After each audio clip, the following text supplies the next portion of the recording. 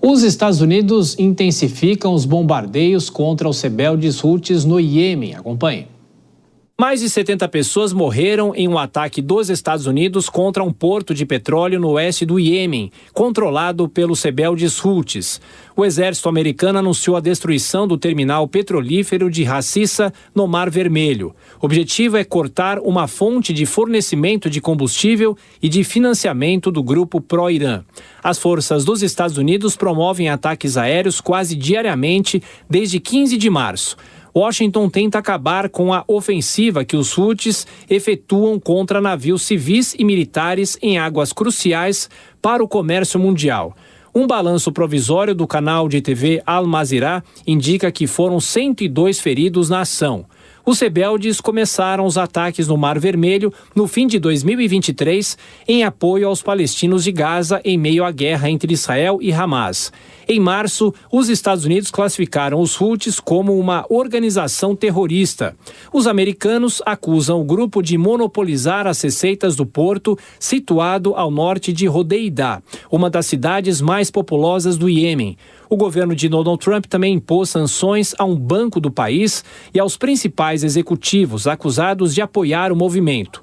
Já o Irã condenou o que chamou de bombardeios bárbaros dos Estados Unidos. A ofensiva dos Houthis impediu a passagem de navios pelo Canal de Suez, responsável por 12% do tráfego marítimo mundial.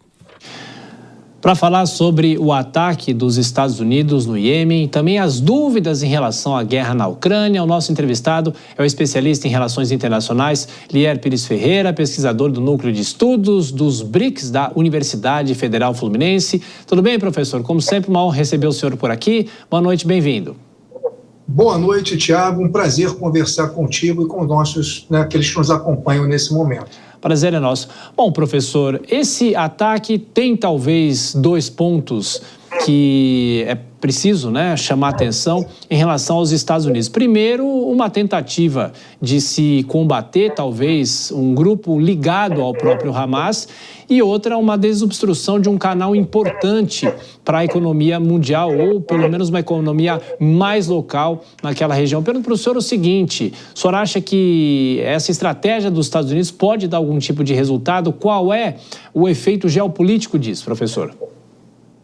Tiago, desde meados de março, aproximadamente, que os Estados Unidos vêm bombardeando bases dos Houthis no Iêmen, a partir de um comando direto do presidente Donald Trump, que com isso busca não apenas alcançar objetivos militares e geopolíticos, como você bem acaba de colocar, porque este grupo, hoje classificado como um grupo terrorista pelos Estados Unidos, ele capitaliza as suas condições materiais a partir do ataque a navios, principalmente cargueiros, e muito particularmente petroleiros, no Mar Vermelho e no Golfo de Aden, e a partir daí consegue angariar aí as condições bélico-militares para exercer não apenas os conflitos e as guerrilhas que estabelece em relação ao governo do Iêmen, mas também a objetivos laterais, particularmente objetivos vinculados aí a Israel.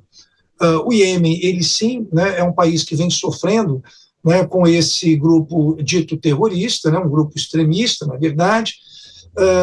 A gente sabe que esse grupo ele tem uma ligação orgânica com o Irã, e os Estados Unidos, com esse bombardeio, além desses 70 mortos, tivemos aí mais de 170 feridos pelos noticiários internacionais, muitos dos quais, inclusive, eram civis, portanto, não eram guerrilheiros ligados aos Houthis, mas que os Estados Unidos visam, por um lado, de alguma forma, capitalizar apoio interno, já que a política externa do Donald Trump, tanto do ponto de vista econômico-comercial, com o tarifaço, quanto em relação à guerra da Ucrânia, que nós teremos a oportunidade de conversar, não vem cumprindo seus objetivos. E, por um outro, sufoca, de fato, esse grupo, que vem tendo uma força crescente naquela região.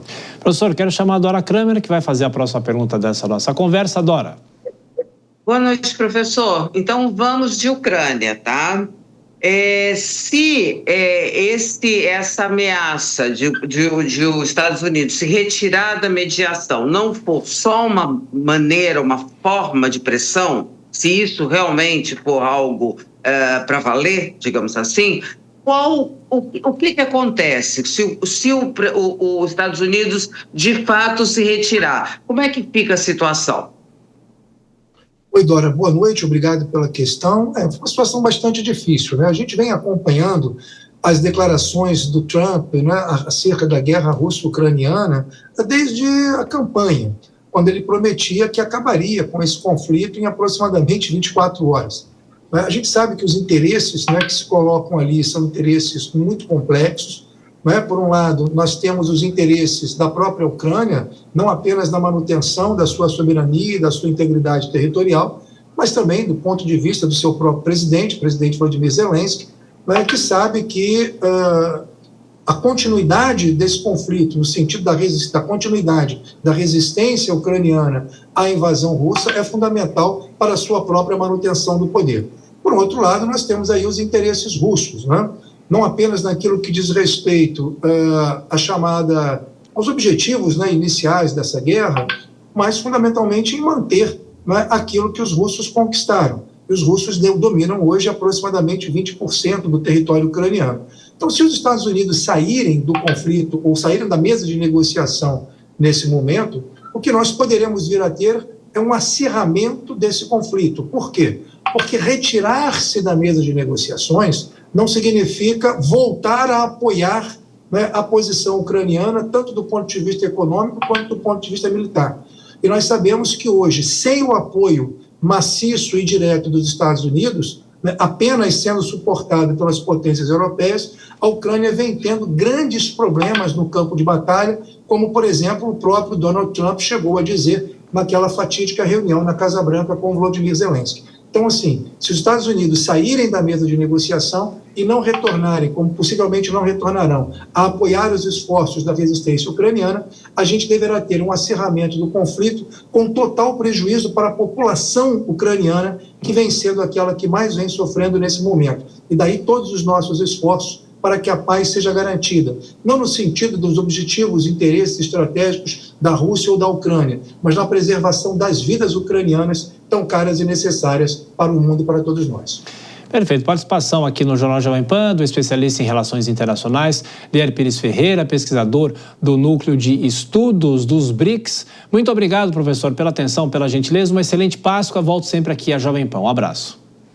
Tiago, eu agradeço ao convite e a Dora também pela interlocução sempre qualificada. Muito obrigado a todos, uma ótima Páscoa. Muito obrigado.